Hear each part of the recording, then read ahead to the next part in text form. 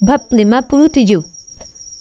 Bisa dipastikan dia akan menderita sekali, bahkan bisa tewas jika potongan logam semua ponsel itu dimasukkan ke tenggorokan Henry. Yuli hanya bisa menonton semuanya terjadi dengan tubuh gemetar ketakutan. Arif semakin menggila. Dia benar-benar kejam. Henry, cepat berlutut saja. Kalau tidak, kamu bisa mati. Yuli berteriak prihatin dan ketakutan. Henry benar-benar ketakutan sekarang. Tenggorokannya sekarang berdarah saat potongan-potongan itu dipaksa masuk ke tenggorokannya. Dia menganggukkan kepalanya dengan putus asa. Dia tahu bahwa jika Arif terus melakukan apa yang dia perbuat sekarang, kemungkinan besar dia akan berakhir dengan kematian. Apa? Apakah kamu sudah siap untuk memohon ampun sekarang? Arif membelototi Henry dengan kilatan lucu di matanya, dan Arif menghentikan tindakannya. Henry segera mengangguk saat air mata memenuhi matanya, karena merasa sangat kesakitan akibat dari luka di tenggorokannya. Baiklah, berlututlah. Arif melepaskan Henry. Henry dengan cepat memuntahkan semua potongan logam yang bercampur dengan darah. Dia mencoba untuk memuntahkan semuanya. Mohon maafkan saya. Henry menunduk dan berlutut, matanya memerah karena menahan marah. Seketika, suasana menjadi sunyi senyap seperti kuburan. Bagus, kamu tidak boleh ingkar pada taruhanmu sendiri, mengerti? Kalau tidak, hal itu bisa menghilangkan nyawamu sendiri. Arif dengan mengajak menepuk bahu Henry dan berbalik melangkah dan mengambil 5 ponsel mewah yang tersisa. Sementara itu Henry tetap diam, menutup mulutnya rapat-rapat. Saat itulah para penjual menyadari bahwa Arif datang dengan RS7 yang bernilai setidaknya $2 juta. Penjual yang meremehkan Arif sangat menyesali tindakannya. Setelah dia tahu keadaannya yang sebenarnya, dia sudah meremehkan seorang triliuner sungguhan. Namun, penjualnya juga merasa beruntung pada itu. Melihat bagaimana Arif memperlakukan Henry, dia pasti mati jika Arif melakukan hal yang sama pada dirinya. Sepeninggal Arif, Yuli segera membawa Henry ke rumah sakit. Aku akan menguburnya hidup-hidup, Henry berkata dengan suara serak. Dia akan hadir di ulang tahun nenek besok. Itulah waktunya yang tepat bagi kita untuk membalasnya. Yuli berkata seraya mengangguk. Aku ingin dia berlutut di hadapanku seperti dia lakukan padaku hari ini. Mata Henry dipenuhi kebencian. Dia merasa sangat dendam pada Arif dan serasa segera ingin membalaskan dendamnya tersebut. Tentu saja Arif tidak akan ambil pusing dengan ancaman Henry. Ketika dia kembali ke rumah, dia bertemu dengan wajah marah Henry. Dia segera mengeluarkan telepon yang dia dapatkan dan memberikannya kepada Henry.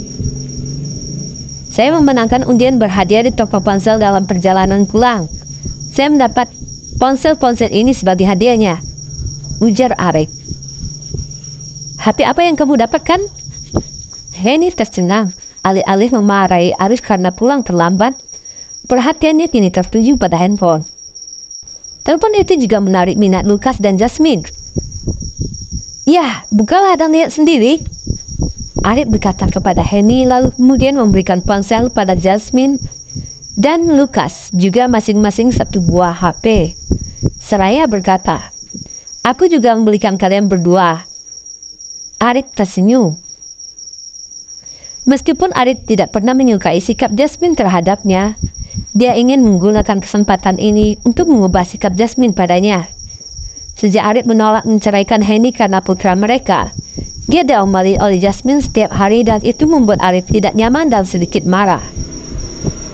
Arif tidak takut jika Jasmine tetap mempertahankan sikap itu, maka akan berdampak buruk pada tumbuh kembang putranya. Telepon apa yang kamu dapat? Senyum muncul di wajah Jasmine, mengharapkan sesuatu yang hebat dari hadiah utama. Milex Alpha. Harga satuannya $20.000. Apakah kamu benar-benar memenangkan ini dalam undian berhadiah? Henny langsung bertanya setelah membuka kotak itu. $20.000 per buah? Apakah ini HP asli? Rahang Lukas ternganga dan dia dengan cepat membuka ponsel yang ada di tangannya juga. Bab 58. Kamu bisa memastikannya di toko ponsel. Kalau ragu apakah ponsel tersebut asli atau palsu.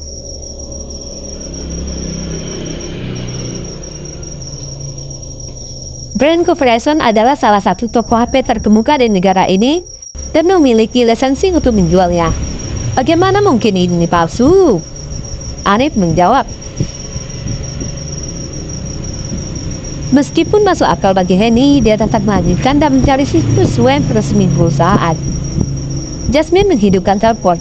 Meskipun dia sangat menyukainya, dia tidak berkomentar dan hanya memandang ke arah Henny dan Lukas. Dia tidak paham dengan ponsel. Kak, kamu tidak perlu mencari di website. Anda dapat mengetahui bahwa itu asli setelah Anda menyalakannya, kata Lukas kepada Henny.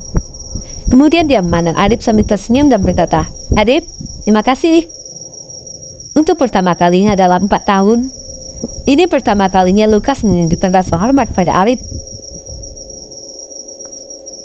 Jasmine berseru penuh semangat. Apakah ponsel ini benar-benar bernilai $20.000? Model ponsel yang dimilikinya saat ini bahkan harganya tidak sampai $20.000. Ya benar, Arif beruntung kali ini. Henny menatap Arif dengan hangat. Dia merasa senang saat ini setelah dia mendapatkan informasi dari website. Dia senang dengan yang dilakukan Arif. Arif tidak menjual ponselnya untuk mendapatkan uang tunai, melainkan membawanya pulang sebagai hadiah untuk semua anggota keluarganya. Semua mendapat bingkisan paksa ponsel. Henny senang. Arif berpikir untuk berbagi hal-hal baik dengan dia dan keluarganya. Baiklah, karena kamu sangat berbakti, mulai sekarang aku tidak akan terlalu mengomelimu, kata Jasmine. Tepat setelah itu, dia meraih ponselnya yang sekarang untuk mengambil foto ponsel barunya dan mengirimkannya ke teman-temannya dan ke sosmed. Kemudian setelah itu dia memasukkan kartu SIM-nya ke ponsel barunya. Sementara Lukas mengikutinya, Henny berusaha lebih berhati-hati. Masih ada makanan di dapur. Kamu bisa memanaskannya kembali untukmu sendiri, kata Henny. Saya sudah makan. Saat saya sedang keluar berbelanja oleh-oleh, saya bertemu dengan seorang teman yang mentraktir saya makan bersamanya, jawab Arif.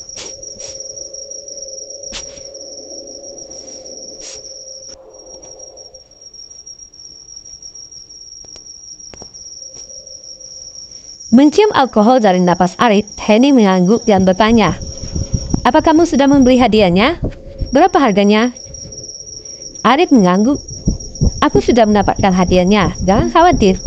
Nenek akan sangat senang begitu dia melihatnya besok. Arif yakin akan hal itu karena tidak banyak orang di keluarganya yang mampu membeli karya seni bergensi yang bernilai puluhan ribu dolar. Meski ragu, Henny mempercayai jawaban Arif dan tidak berkata apa-apa lagi. Ketika dia memikirkan tentang bagaimana Dewi tidak pernah puas dengan hadiah mereka, gagasan untuk mencoba memberikan hadiah terbaik kepada neneknya sepertinya sudah beres.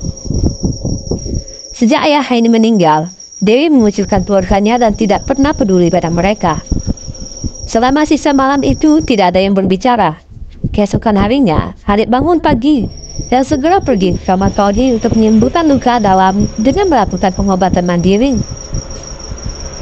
Setelah beberapa jam, luka internalnya sembuh secara signifikan dan keterampilannya juga terasa meningkat. Dia merasa seolah dilahirkan kembali. Perjamuan ulang tahun Dewi baru berlangsung pukul 10.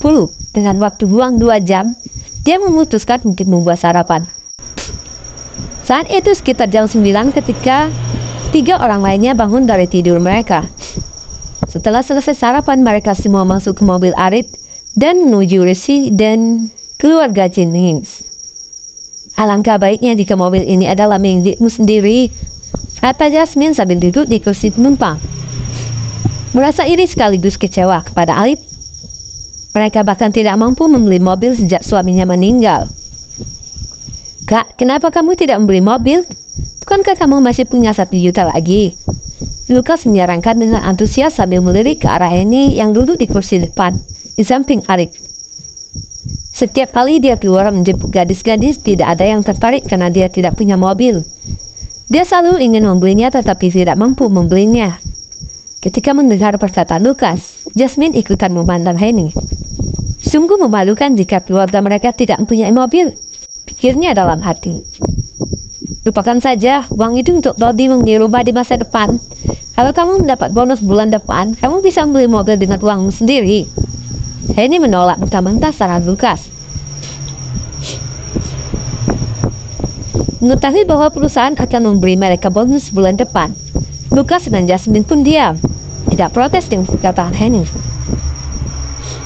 Bagaimanapun, Lukas memiliki 10% saham di perusahaan tersebut, dan menurut perkiraan pertumbuhan bisnis keluarga, dia akan dapat memperoleh setidaknya beberapa ratus ribu dolar.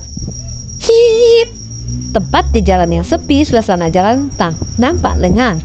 Mobil Arik melaju dengan stabil.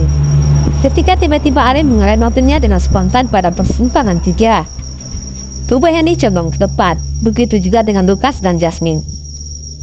Arik, kamu mau membunuh kita semua? Jasmine meraung marah, namun matanya seketika terbelalak saat melihat ke depan. Lukas dan Henny ikut melihat ke arah depan. Tepat sekitar 3 meter dari mobil mereka terdapat sebuah truk yang berhenti tepat di tengah-tengah jalan. Mobil truk tersebut melaju kencang dari arah lain di simpang 3 tersebut, lalu berhenti mendadak. Segera beberapa sosok pria kekar berlompatan keluar dari mobil truk tersebut. Semua pria itu tampak garang dan menyeramkan. Bab 59. Arik memincingkan matanya, memindai pada sejumlah pria tersebut. Dia tetap tenang tanpa ekspresi. Dia menduga pria di depan tersebut adalah orang sungguhan keluarga Suryadi. Sepertinya mereka sudah mengetahui kegagalan Prince. Sekarang mengirim pembunuh bayaran lainnya. Adit, siapa mereka? Kamu sudah menyinggung siapa baru-baru ini. Jangan libatkan urusanmu dengan keluarga Jening.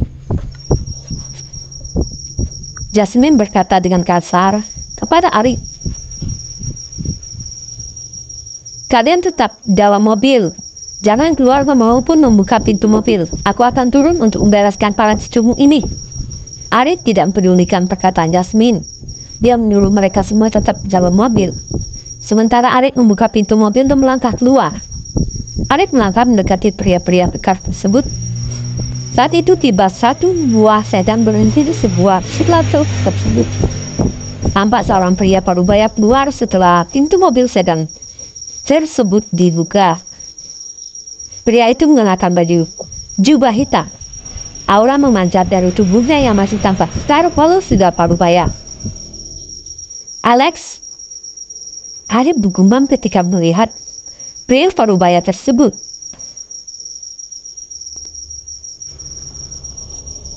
Arik mengenal Alex sebagai salah satu petarung di keluarga Suryadi. Kekuatan Alex di atas Prince. Bahkan petarung lainnya di keluarga Suryadi juga segan kepada Alex.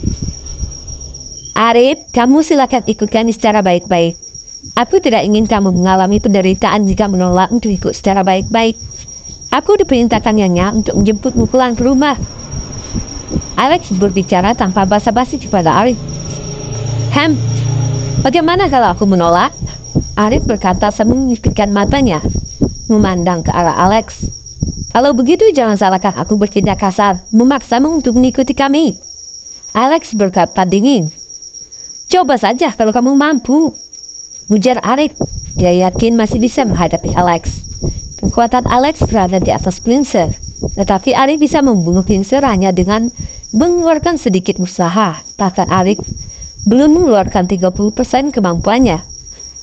Prince dapat dia taklukkan dengan mudah. Dari itu, Arik sudah memiliki sedikit gambaran kekuatan Alex. Baik, kamu yang minta, jangan salahkan aku. Anak-anak, tangkap pemuda ini untukku segera. Alex memerintahkan pria-pria kekar yang ada bersamanya. Segera 15 pria kekar tersebut merangsek mengelilingi Arik.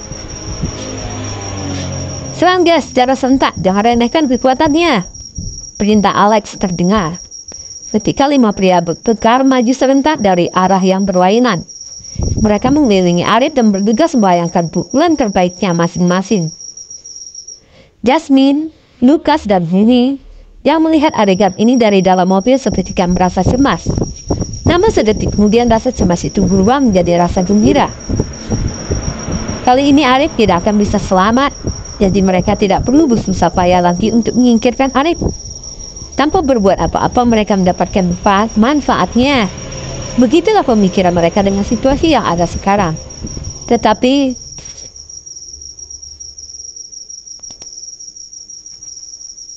sesaat kemudian terdengar suara yang menggema. Bum, bum, bum, bum, bum. Kak, kak, kak, kak, kak. Terdengar 5 kali suara pukulan yang saling berbenturan, diiring oleh suara retakan tulang. Suaranya menggema dan membuat orang yang mendengarnya menjadi merinding, membayangkan rasa sakit yang diderita dari hasil bentrokan tersebut. Ah, ah, ah, ah, ah. Terdengar 5 kali jeritan kesakitan. Pada saat itu 5 sosok melayang seperti layang-layang putus dari talinya.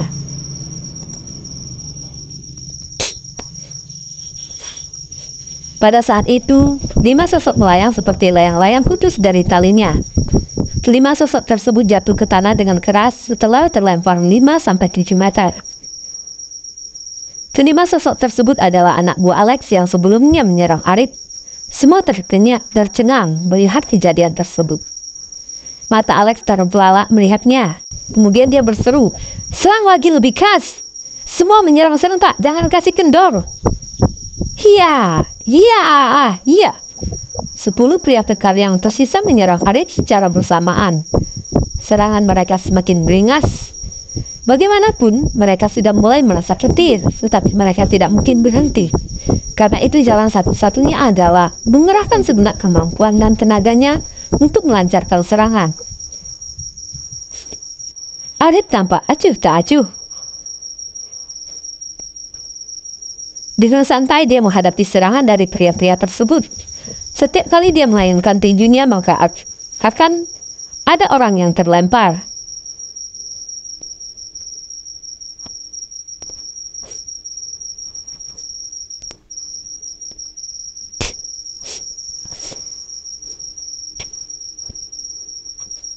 Setiap kali dia menghayalkan tinjunya, maka akan ada orang yang terlempar jauh, lalu kemudian kehilangan kemampuan bertarung karena cedera yang mereka derita cukup parah. Dalam hitungan 5 menit saja, semua pria kekar tersebut sudah tergeletak di tanah, tak berdaya. Mereka semua mengalami cedera yang serius. Ada yang patah tulang tangannya, bahkan ada yang juga ditambah dengan kakinya yang patah. Semua sudah kehilangan kemampuan tempur, sehingga membuat mereka enggan melanjutkan pertarungan. Wajah Alex menjadi gelap melihat apa yang terjadi, seketika dia berseru dengan marah. "Arif, jangan salahkan aku bertindak kasar padamu. Rasakan ini." Alex merangsek menyerang Arif dengan ganas. Dia melontarkan tinju dan tendangan kaki dengan sekuat tenaganya. Arif memiringkan wajahnya menghindari tinju Alex yang menyasar wajahnya. Tak berhenti sampai di situ, Alex yang semakin marah karena serangannya meleset, lalu melancarkan pukulan dan tendangan secara intens.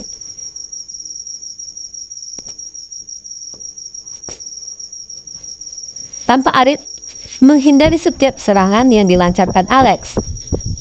Nampak dia seperti kewalahan, tidak membalas menyerang sekalipun. Henny, Lucas, Jasmine, dan bahkan anak buah Alex yang terkapar di tanah, semuanya mempunyai pendapat yang sama, bahwa Arif mulai kewalahan dan pada akhirnya akan bisa dijatuhkan oleh Alex. Mereka semua tentu mengharapkan hal itu terjadi. Namun mereka tidak menyadari, walaupun Arif tampak terdesak,